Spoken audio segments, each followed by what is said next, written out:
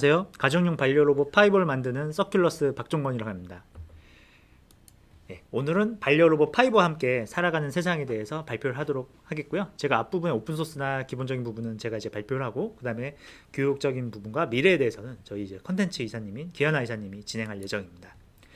2020년 하면 굉장히 미래라고 생각하셨을 겁니다. 우리가 원더키드라는 애니메이션을 보면 그 우주선을 타는 미래가 바로 2020년인데, 물론 이게 생각과 달리 이제 코로나 때문에 굉장히 많은 힘든 시간을 보낸 것 같습니다. 하지만 이제 미래의 트렌드를 읽을 수 있는 이제 가장 큰 행사인 그 CES에서는 2020년에 5대 트렌드를 내놨습니다. 어떤 회사들이 전시를 많이 하냐가 이제 과연 이제 관점인데, 다 그 5대 트렌드 중에 하나가 로봇이었습니다. 그러면서 이제 한 이야기는 산업용 로봇 시대에서 이제는 가정용, 집안에서 쓰는 레지던탈 로봇 시대로 이제 열렸다는 것을 이야기를 했습니다. 과연 그럼 이제 우리 주변에는 로봇을 과연 그렇게 많이 쓰고 있냐에 대한 의문이 있겠지만, 어떻게 보면 2020년은 1980년대 컴퓨터, 개인용 컴퓨터가 시작했던 그 해랑 비슷하다라고 보시면 좋을 것 같습니다. 그래서 저희가 많이 또 이제 감사하게도 많은 분들이 도와주셔가지고 베스트 오브 CES의 로봇 드론 분야로는 국내 로봇 기업으로는 유일하게 파이널리스트로 선정이 되었습니다. 앞으로도 더 열심히 하라는 채찍질로 저희가 받아들이고, 많은 분들이 로봇을 실질적으로 활용하고 도움이 될 수 있도록 앞으로 더 노력을 하겠습니다. 그럼 과연 이제 한국에서 난 로봇을 못 봤는데 과연 한국은 뭘 하고 있나? 또 이제 뒤처지는 거 아닌가? 이제 걱정을 많이 하실 텐데, 이미 2015년도, 그러니까 2015년도에 과학기술부에서 이제 조사한 그 앞으로의 트렌드 중 하나가 AI였습니다. 그래서 2015년도에는 AI를 조사했고, 2016년에 바로 이제 알파고가 터졌죠. 그럼 2019년은 과연 뭘 조사했을까 궁금하실 텐데, 우리가 이제 포함되어 있는 소셜 로봇에 대해서 이제 기술 영향 평가를 진행했고, 그 보고서가 따끈따끈한 보고서가 5월달에 나왔습니다. 그리고 이제 로봇산업진흥원이라는 로봇 관련 기관에서도 이제 로봇을 보급해서 활성화해보자라는 관점으로 사회적 약자, 그 노인분들이나 장애인 대상으로 로봇 보급 사업을 2019년도부터 이제 시작을 했습니다. 그런데 이제 그러면 과연 이제 해외에서는 어떻게 쓰고 있냐? 이미 뭐 잘 알고 계시는 일본이나 미국 같은 구선진국 같은 경우에는 이제 노령화 인구가 늘어남에 따라 노인분들을 케어할 수 있는 목적으로 로봇을 많이 활용을 하고 있습니다. 왜냐하면 이제 실제로 일할 수 있는 젊은이도 없기 때문에 이제 로봇을 투입할 수밖에 없는 절실함이 이제 있기 때문이죠. 그럼 이제 유럽 같은 경우에는 좀 약간 사회복지 차원에서 이제 발달장애 아동을 대상으로 로봇을 연구하고 활용하고 있습니다. 하지만 제가 좀 인상 깊게 보고 있는 부분은 이제 중국입니다. 마치 이제 우리가 정보화를 이제 산업화는 좀 늦었지만 정보화를 앞서간 것처럼, 이제는 중국 같은 경우 우리가 정보화랑 산업화는 늦었지만 AI와 로봇은 우리가 앞서가겠다는 생각을 가지고 있습니다. 그래서 마치 우리가 어린 시절에 컴퓨터를 배웠던 것처럼 아이들이 로봇을 자유자재로 활용하고 만들 수 있도록 교육을 받고 있고요. 요새 이제 또 노령화 인구도 늘다 보니까 노령화 대상 인구를 대상으로도 활발하게 연구와 개발을 진행하고 있습니다. 그럼 아까 한국에는 로봇 보급을 하고 있다는데, 그럼 어떤 로봇이 보급되고 있는지 궁금하실 거잖아요. 이제 기존에 보급된 거는 저기 사진에서 보다시피 인형 형태, 토이 장난감 형태, 아니면 중국산 로봇을 사실 수입해가지고 보급하고 있는 상황입니다. 근데 로봇에 대한 정의가 이제 소셜 로봇 기술형 평가를 통해서도 이제 나왔지만 세 가지가 돼야 됩니다. 그러니까 센싱, 그러니까 뭔가 음성이나 터치 센서 등 다양한 센서를 통해서 카메라든 다양한 정보를 받아들여야 되고, 싱킹, 일종의 프로세싱이죠. 컴퓨터적인 연산을 통해서, 그게 AI가 됐던 빅데이터 됐던 연산을 통해서 결과를 내야 되고, 그 다음에 이제 액션, 실제 3개 이상의 모터에 물리적인 움직임이 돼야 이제 그걸 이제 로봇으로 정의를 하고 있습니다. 그러면 기존에 보급됐던 로봇들은 그 정의에 의해서는 사실 이제 로봇이 아닌 상황인 거죠. 이제 그런 것들이 사실은 이제 한국이 이제 로봇이 발전되고는 있지만 약간의 아쉬운 부분들이 있었던 건 사실입니다. 그럼 이제 그 로봇이 과연 어떤 측면 때문에 중요한가? 뭐 스마트폰이랑 컴퓨터 잘 돼 있는데 뭐가 중요하냐 생각이 될 겁니다. 근데 로봇에 대해서 이제 오랫동안 연구를 많이 하고 있는 MIT대에서 이제 실제로 로봇을 이제 연구해 본 결과, 소셜 로봇 같은 경우에는 AI 스피커도 사실은 이제 비슷하다고 가질 수 있는데, 우리가 대화를 AI 스피커를 통해서 하고 서비스도 제공받지만 AI 스피커는 사실 이게 소리가 나오는 디바이스지 대화를 할 수 있는 디바이스는 아니거든요. 그래서 그런 이제 선입관도 있지만, 로봇 같은 경우에 뭔가 마음의 속내를 더 이야기한다는 점입니다. 그러니까 물론 이제 AI가 완벽하진 않아서 대화가 원활하게 되지는 않지만, 뭔가 그 로봇이 가지는 디자인과 움직임, 형태, 행동의 인터랙션을 종합적으로 고려했을 때 뭔가 사람에 가까운 존재로 이제 받아들인다는 점이죠. 그럼 결국 이제 데이터가 사람의 감정까지 이제 받아들일 수 있기 때문에 기존의 컴퓨터나 스마트폰보다는 더 다양한 서비스를 연계할 수 있다는 그런 장점을 가지고 있는 겁니다. 그리고 이제 그 사회적인 측면에서 이제 로봇을 사실 한국에서는 노인분들 대상으로 굉장히 많이 보급하고 활성화를 하고 있는데, 그 이제 유럽이나 미국 같은 경우는 이제 앞으로 로봇을 쓰게 될 미래 세대에 대해서 이제 로봇을 굉장히 많이 연구하고 있습니다. 2019년도나 이제 요 근래 이제 MIT 미디어랩에서 굉장히 소셜 로봇을 활용해서 아이들 대상으로 연구를 많이 했는데, 뭔가 이제 병원에 있는 아이들 같은 경우에는 뭔가 자존감이나 정서적인 케어에 있어서 더 아이들을 활발하게 해주는 그런 역할을 한다는 결과가 나왔고요.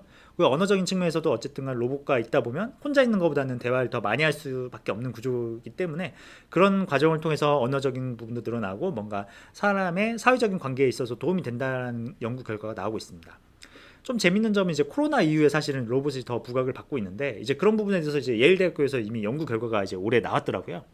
그래서 이제 그 미국 같은 경우는 이제 코로나가 심하기 때문에 이제 아이들이 집에 못 나간 상황이 한국과 마찬가지로 이제 그런 케이스들이 많이 늘어나고 있는데, 그런 아이들 대상으로 이제 로봇을 실제로 투입해서 이제 활성화를 해보니 뭔가 정서 케어적인 부분에서 혼자 있을 때는 굉장히 이제 외로움을 느끼고 어려운 부분이 많았는데, 이제 그런 부분을 보조하는 부분도 있고, 그리고 부모님이나 관련된 기관이 분석할 수 있게 도움을 준다. 그리고 동일한 케이스에서 뭔가 로봇이 있는 거는 교육적인 효과를 주지만 뭔가 그 로봇을 통해서 아이들이 따라할 수 있는 뭔가 행동의 요인이 된다라는 측면에서 굉장히 이제 의미가 있다라고 이야기를 하고 있습니다. 즉 집에 이제 혼자 있더라도 뭔가 혼자임으로 인해서 외로움이나 사회성이 결여되는 부분들이 이제 걱정을 많이 하고 계신데, 로봇을 통해서 그걸 100% 해결은 물론 불가능하겠지만 뭔가 이제 도움을 준다라는 게 이제 연구 성과로 이제 나왔습니다. 근데 이제 이런 연구가 사실 한국에서는 좀 거의 없는 걸로 저도 이제 찾아보다 보니까 한국에 연구 결과가 없어서 해외 사례를 이제 들게 되는데, 저희가 이제 이런 부분에 있어서도 많이 연구할 수 있도록 앞으로 노력을 하겠습니다. 그럼 파이브는 과연 어디서 쓰고 있냐 궁금해 하실 텐데, 저희가 이미 2018년도에 크라우드 펀딩을 통해서 실제로 이제 판매를 진행하고 있고요. 이번에 이제 원주시에 200여 대의 로봇을 노인분들과 그 발달장애 아동 대상으로 로봇을 이제 서비스를 할 계획입니다. 그래서 노인분들 위한 요양시설 내에 이제 뭔가 정서 케어적인 요소로 저희가 많이 활용할 예정이고요. 그다음에 이제 장애 아동 같은 경우에는 이제 교육 및 이제 그 부모님을 대신해서 돌봄을 보조해준 역할, 그다음에 복지기관의 새로운 소식을 알려주는 연결해준 역할로 저희가 이제 파이보를 활용할 예정이라고 생각하시면 되겠습니다.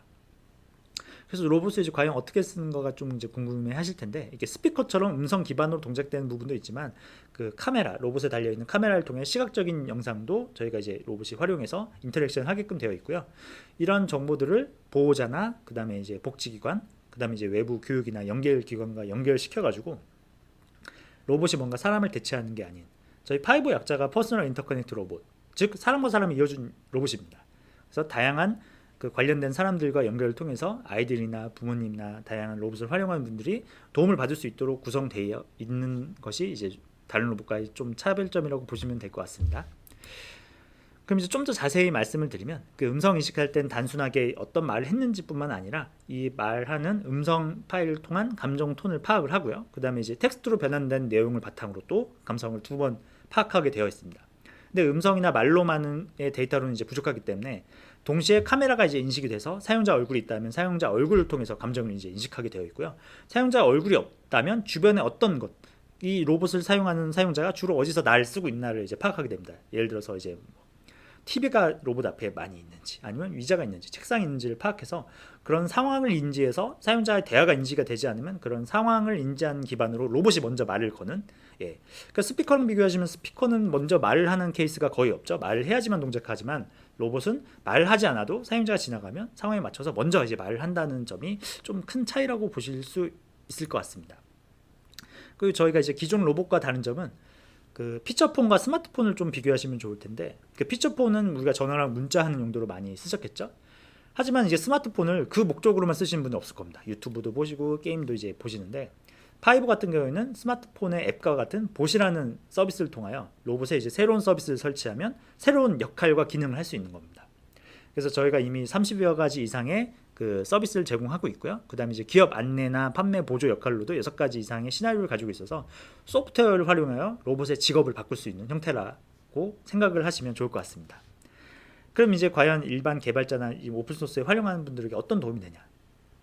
저희 로봇은 쉽게 개발할 수 있습니다. 그러니까 기존의 로봇들이 C 언어나 굉장히 어려운 방식으로 이제 로봇을 개발했다고 하면 웹 개발자분들도 쉽게 개발할 수 있도록 자바스크립트 기반으로 개발할 수 있고, 비주얼 스튜디오 코드를 활용하여 손쉽게 개발할 수가 있습니다.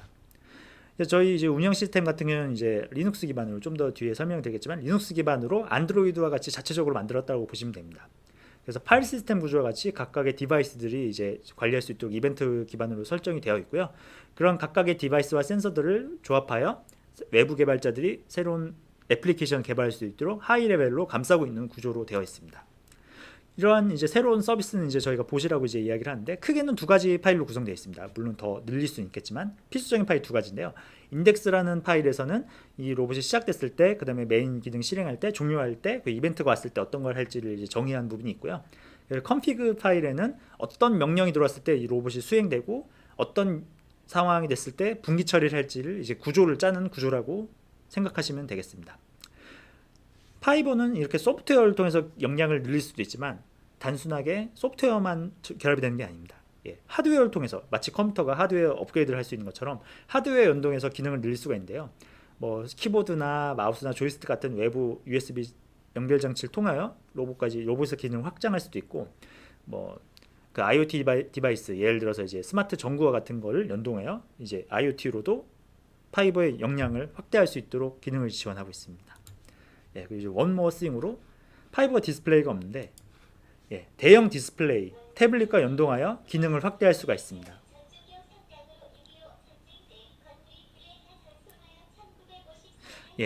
이게 말로도 동작을 할 수 있지만 QR코드, 카드 형태 QR코드를 인식해서 로봇 서비스를 수행하고, 설명과 동시에 디스플레이를 통해서 위치 정보나 이미지 정보, 영상 정보, 텍스트 정보 등 다양한 멀티미디어 정보를 연동하여 활용할 수 있게 되어 있습니다. 이런 개발은 역시 일반 개발자들도, 웹 개발자분들도 손쉽게 개발할 수 있도록 웹 기반으로 다 되어 있습니다. 그래서 저희는 이제 오픈 소스로 이제 저희도 안드로이드처럼 리눅스 기반 운영 시스템을 만들었고요. 그리고 뭐 얼굴 인식 위해 오픈 CV나 그다음에 음성 인식을 위해서 이제 보이스 액티비티 디텍션을 위해서 웹 RTC 같은 이제 기술을 활용하고 있고요.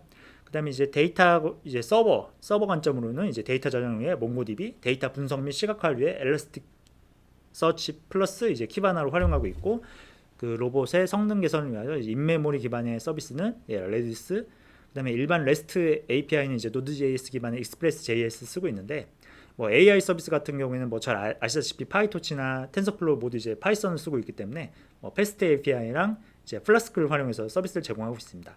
그 모바일은 저희가 네이티브 앱을 둘 다 만들 수가 없기 때문에 리액트 기반의 모바일 그 웹 애플리케이션을 제공하고 있고요. PC 같은 경우에 일렉트론 기반으로 서비스를 제공하고 있습니다.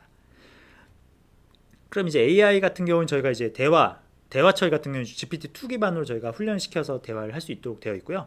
정서 및 이제 그런 정서 분류 같은 경우는 이제 일렉트라 아니면 버트 기술을 이용하여 분류를 하고 있습니다. 비전 관련해서도 굉장히 다양한 기술을 쓰고 있는데 다음에 또 기회가 되면 설명해 드릴 수 있도록 하겠습니다. 그래서 모바일 서비스로 이제 로봇을 음성으로 동작할 수 있지만, 보호자 같은 경우에는 모바일 통하여 새로운 서비스를 추가할 수도 있고, 뭐 대화를 할 수도 있고, 원격으로 이제 상황을 확인할 수도 있고요.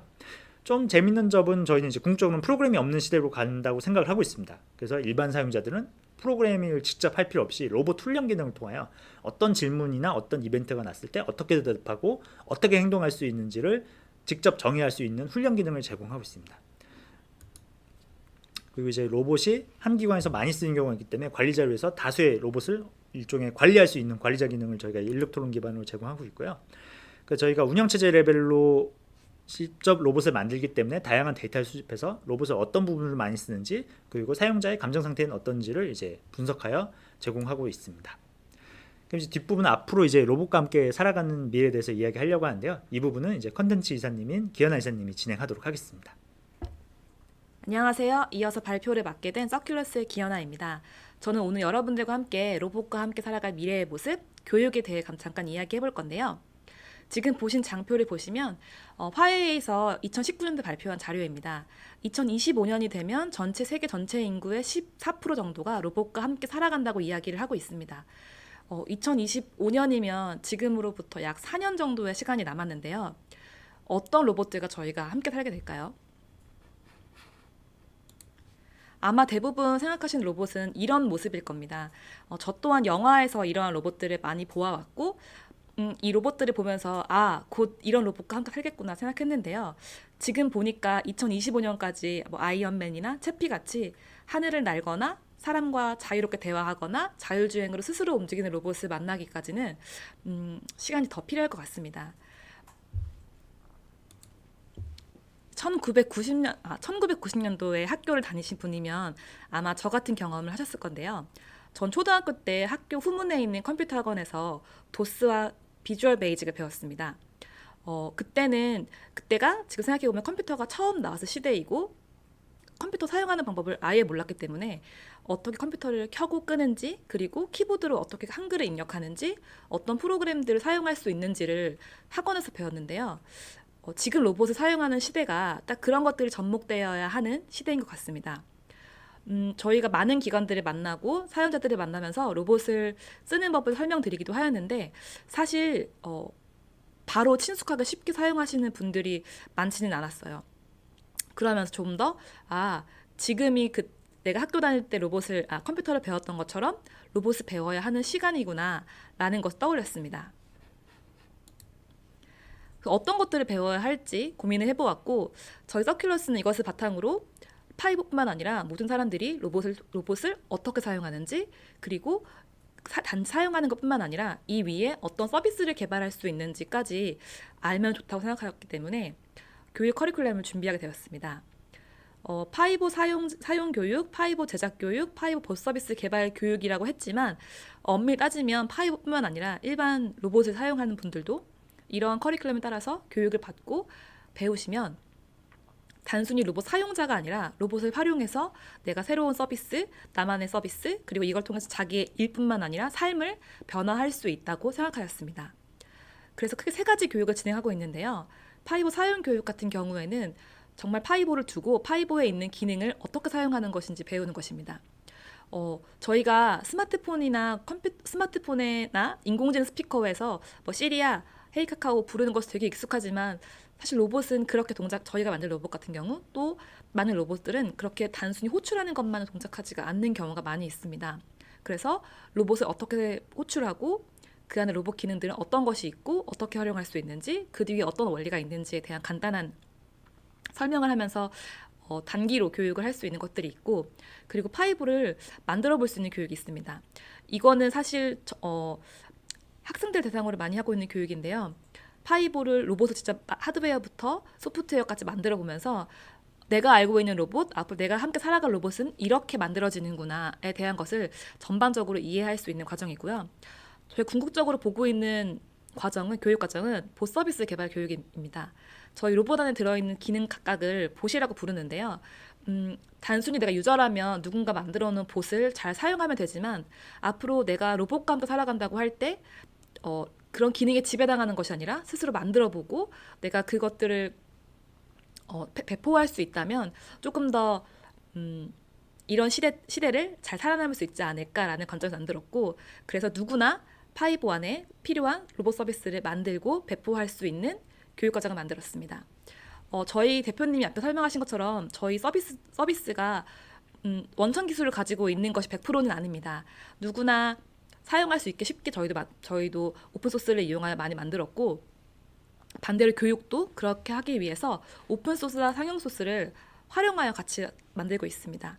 그래서 이 오픈소스를 통하여서 누구나 내 로봇에 필요한 기능들을 쉽게 만들 수 있고 응용할 수 있고 결합할 수 있고, 혹은 이 만든 교육을 통해 만든 것이 로봇에 꼭 필요한 것이, 파이브에 필요한 것이 아니라 다른 로봇, 그리고 앞으로의 미래에 필요한 것이라면 조금 더 확대해서 나가고자 하는 것이 저희 방향입니다.